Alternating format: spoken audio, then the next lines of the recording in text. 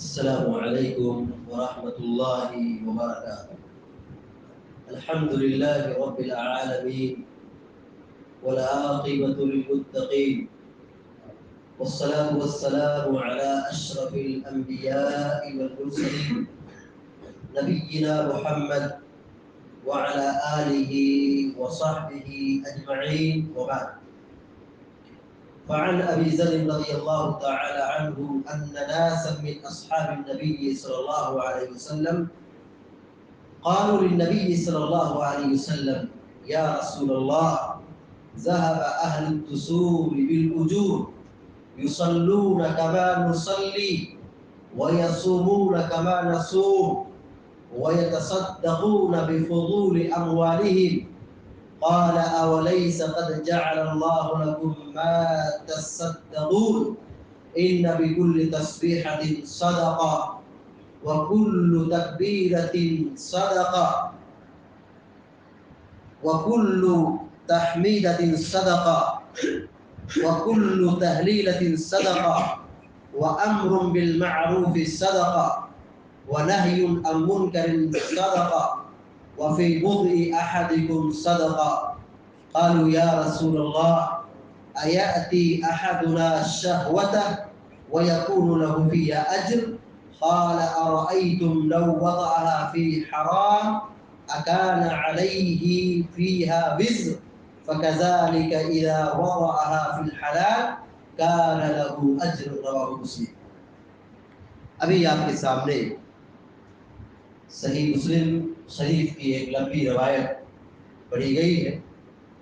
راوی حدیث سیدنا ابو ذر غفاری رضی اللہ تعالیٰ عنہ ہے.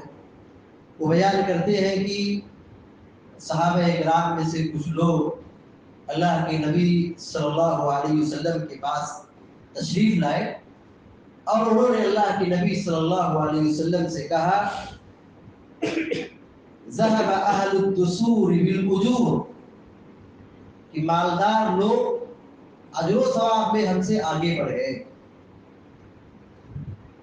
کیسے؟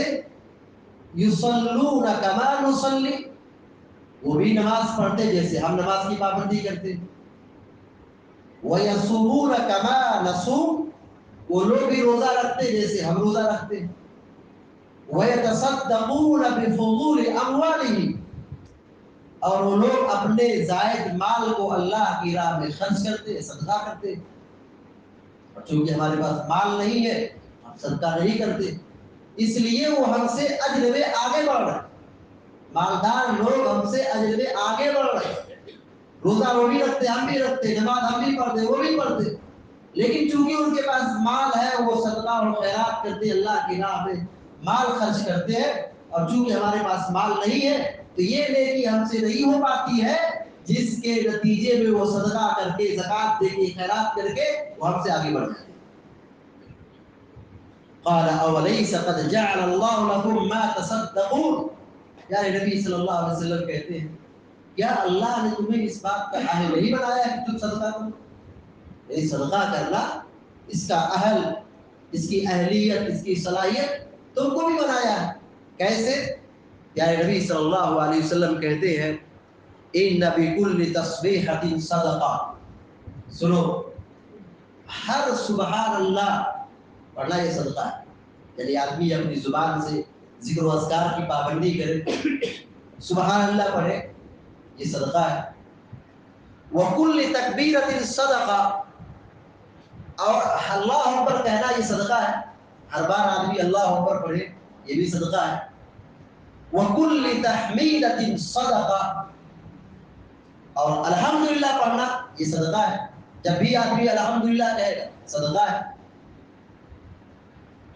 وکل تہلیلۃ صدقہ، اور ہر مرتبہ جو لا الہ الا اللہ پڑھے گا وہ بھی صدقہ ہے. یعنی سبحان اللہ پڑھنا، الحمدللہ پڑھنا، لا الہ الا اللہ پڑھنا، اللہ اکبر پڑھنا یہ صدقہ ہے. یعنی جیسے مال خرچ کرنے پر اجر و ثواب ملتا ہے، ایسے ہی آدمی اپنی زبان سے اللہ کا ذکر کرے، ان اذکار کی پابندی کرے، اس پر بھی اجر و ثواب ملتا ہے. پیارے نبی صلی اللہ علیہ وسلم آگے فرماتے ہیں وَأَمْرٌ بِالْمَعْرُوفِ صَدَقَةٌ، بھلائی کا حکم دینا صدقہ ہے. لوگوں کو اچھی تعلیم دینا، قرآن و حدیث پڑھ کے سنانا، درس حدیث دینا، قرآن کی تفسیر بتانا، سنت کی دعوت دینا، اچھے کاموں کا حکم دینا، توحید کی دعوت پھیلانا، یہ صدقہ ہے. وَنَهْيٌ عَنْ پیارے نبی فرماتے ہیں وَنَهْيٌ عَنْ مُنْكَرٍ صَدَقَةٌ، برائی سے روکنا، شرک سے روکنا، بدعات سے روکنا، گناہ سے روکنا، غلط کاموں سے، شیطانی کاموں سے لوگوں کو منع کرنا، روکنا، یہ بھی صدقہ ہے. اور آپ صلی اللہ علیہ وسلم آخری بار یہ فرما رہے ہیں کہ وَفِي بُضْعِ أَحَدِكُمْ صَدَقَةٌ، تمہاری شرمگاہ بھی صدقہ ہے. بیوی سے فائدہ اٹھانا، اپنے نفس کو سکون پہنچانا، اپنی خواہش اور اپنی ضرورت پوری کرنا، یہ بھی صدقہ ہے. ہر آدمی اس کی طاقت رکھتا ہے کہ چلتے پھرتے سبحان اللہ الحمدللہ کرے، یا اپنی بیوی سے جائز ضروریات پوری کرے، اپنی خواہشات پوری کرے، یہ بھی اجر و ثواب ہے. سبحان اللہ. آپ غور کیجئے کہ دین اسلام کی خوبصورتی کیا ہے. ہمارا دین کتنا آسان، کتنی سہولت ہے.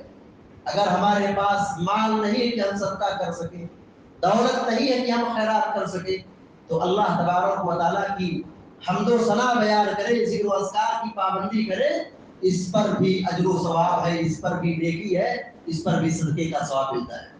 اور حتیٰ کہ آدمی اپنی خواہش پوری کر رہا ہے، اپنی ضرورت پوری کر رہا ہے، اپنے نفس کو سکون پہنچا رہا ہے، اپنی بیوی سے فائدہ اٹھا رہا ہے، جنسی سکون حاصل کر رہا ہے، اس پر بھی اجر و ثواب ہے.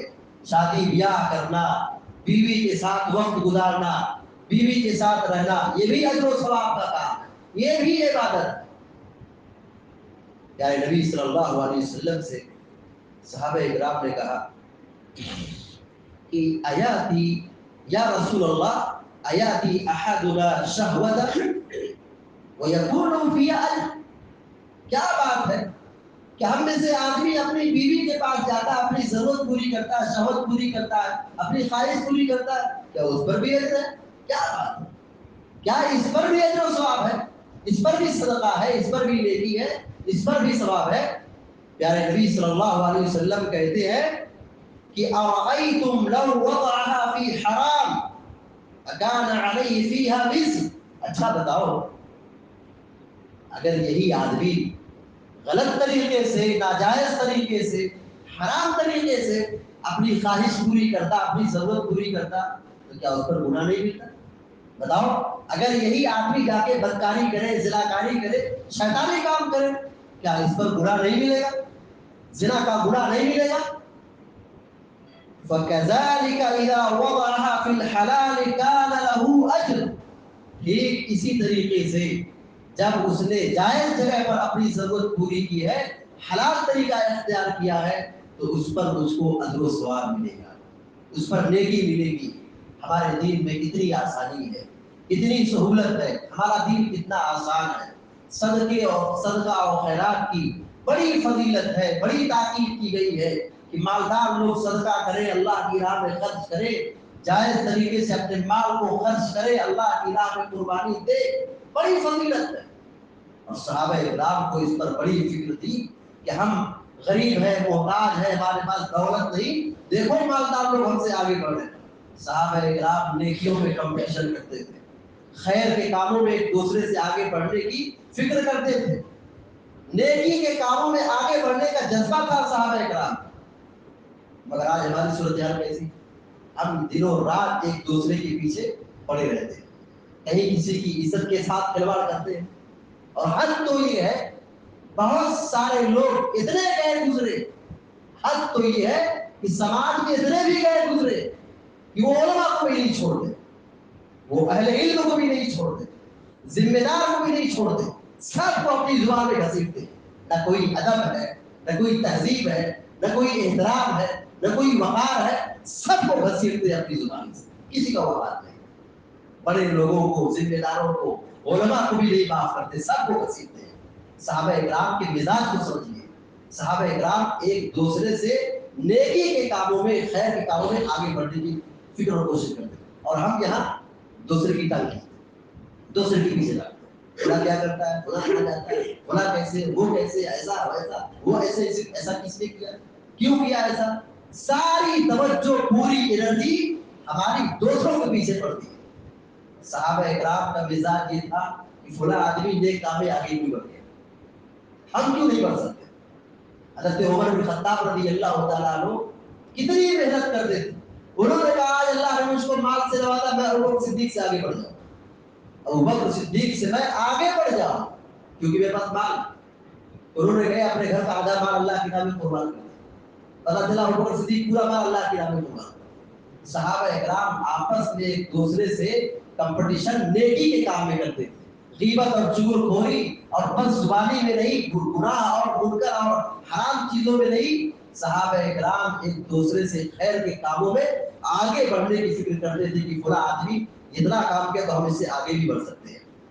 اور دوسری بات یہ کہ اگر ہمارے پاس مال نہیں ہے، صدقہ اور خیرات کرنے کی طاقت نہیں ہے، ہمارے مال ہمارے دین میں، ہماری شریعت میں بڑی آسانی ہے کہ ہم ذکر و اذکار کی پابندی کریں. یہ صدقے کے مقام پر ہے، صدقے کا ثواب ملتا ہے.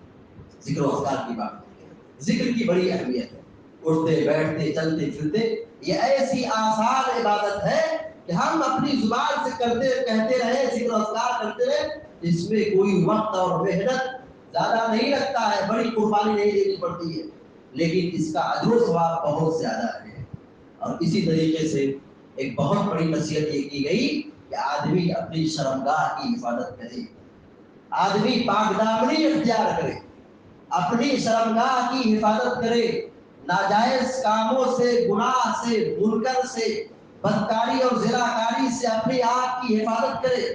شرمگاہ کی حفاظت بھی اجر و ثواب کا باعث ہے، اور اپنی شرمگاہ کی حفاظت کرنا یہ بھی صدقے کا سامان ہے، صدقہ اور عبادت ہے. پیارے نبی صلی اللہ علیہ وسلم نے یہاں تک کھول کر کے کہا ہے کہ آدمی اپنی ضرورت بیوی سے پوری کرتا ہے، اس پر بھی مجھ کو اجر و ثواب ملتا ہے، صدقے کا ثواب ملتا ہے. لہذا ہم سب کی ذمہ داری بنتی ہے کہ ہم دین کو سمجھیں کہ دین کی تعلیم کیا ہے، دین کیا کہتا ہے، ہمارے دین کی خوبصورتی کیا ہے، دین میں کتنی سہولت اور آسانی ہے. اللہ تعالیٰ ہم سب کو، آپ سب کو، سارے مسلمانوں کو کہنے رسول سے زیادہ عمل کرنے کی توفیق عطا فرمائے، اور ہر قسم کے شیطانی کاموں سے، گناہوں سے اور ہر قسم کی مصیبتوں پریشانی سے سب کی حفاظت فرمائے. آمین یا رب العالمین. اقول قولی هذا واستغفر الله لي ولكم ولسائر المسلمين فاستغفروه انه هو الغفور الرحيم. وصلى الله على نبينا محمد وسلم.